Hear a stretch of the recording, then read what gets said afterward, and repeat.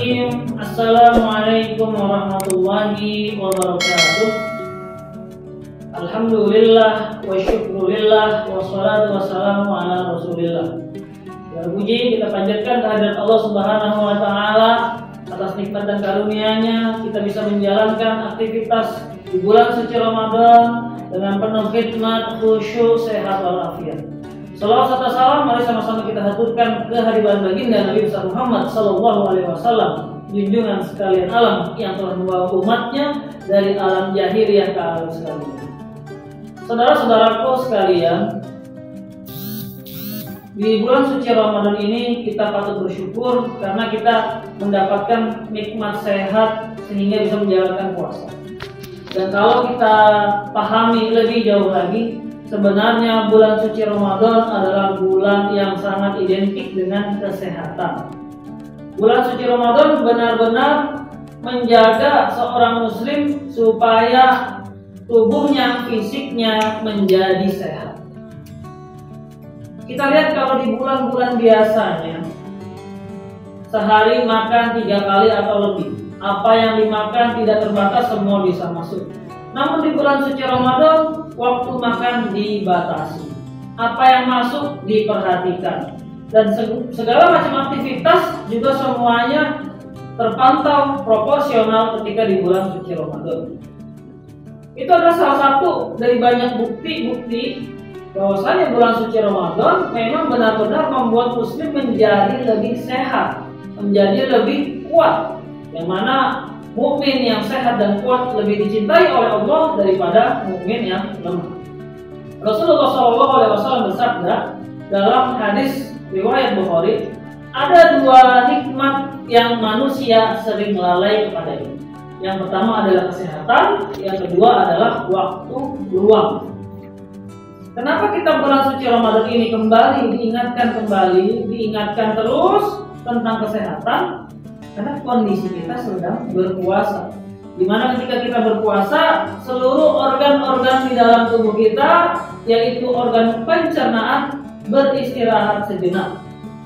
Maka di situ ada kotoran-kotoran yang sedikit demi sedikit akan luntur, akan berkurang.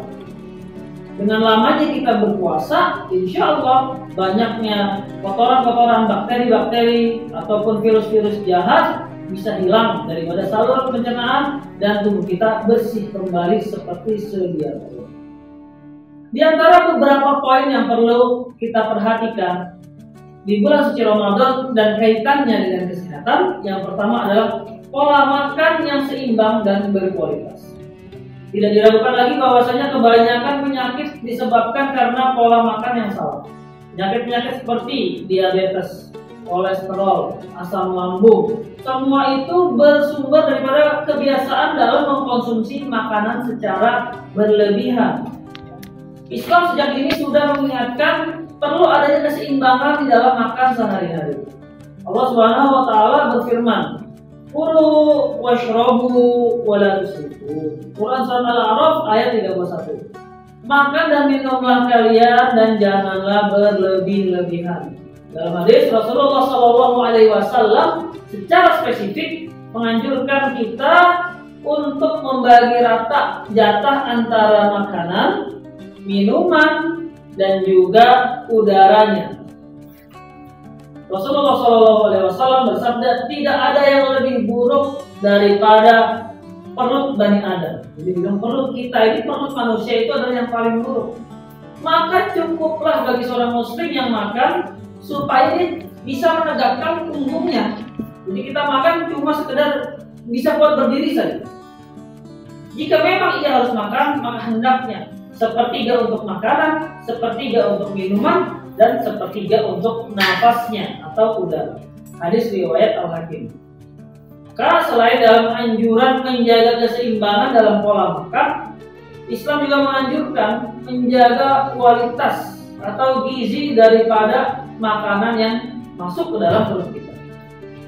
Secara spesifik, Al-Quran juga menyebutkan beberapa makanan yang memiliki gizi atau nutrisi yang sangat banyak seperti susu, madu, dan kurma. Kemudian poin yang kedua adalah pola istirahat yang teratur. Istirahat adalah kebutuhan manusia. Islam mengakui itu.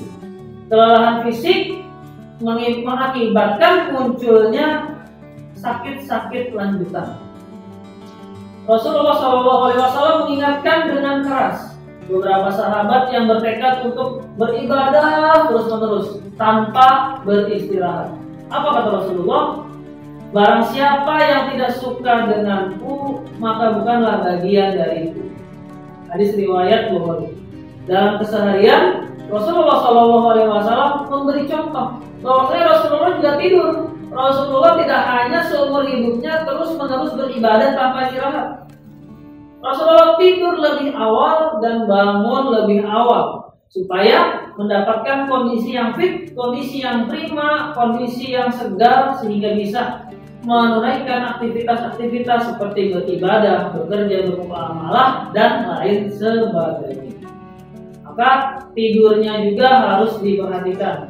Rasulullah mencontohkan tidurnya itu menyamping dan melarang tidur telentang ataupun tengkurap. Semua itu demi menjaga kualitas tidur seseorang.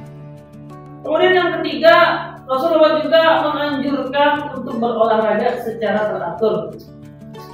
Jadi di awal sudah kami sampaikan bahwasanya mukmin yang kuat itu lebih baik dan dicintai oleh Allah daripada mukmin yang lemah. Hadis riwayat Bukhari.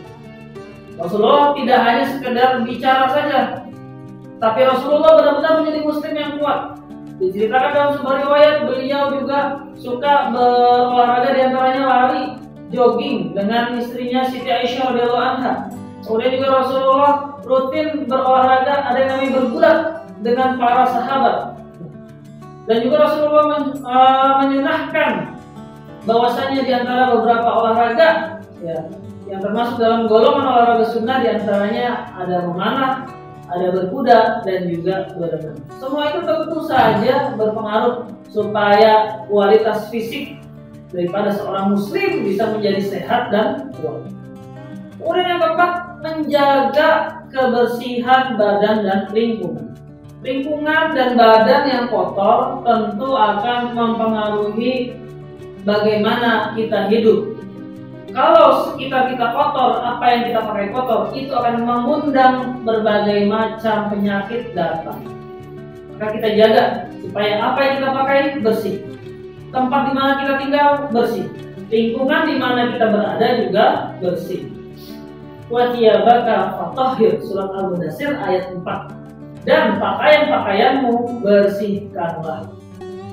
Maka Rasulullah juga menyenangkan kepada kita supaya kita bersiwak, membersihkan mulut dan gigi, dan mandi secara teratur dan rutin. Mana daripada itu semua bisa kita review kembali, kita ingat kembali, kita hidup perlu bersih, rutin berolahraga, istirahat yang cukup, dan juga perhatikan makan makanan dengan pola makan yang seimbang dan bergizi. Demikian yang bisa kami sampaikan. Semoga hari-hari puasa kita bisa membuat kita sebagai seorang muslim menjadi lebih kuat, lebih sehat. Terima kasih. Al-afu minkum. Syukran. Assalamualaikum warahmatullahi wabarakatuh.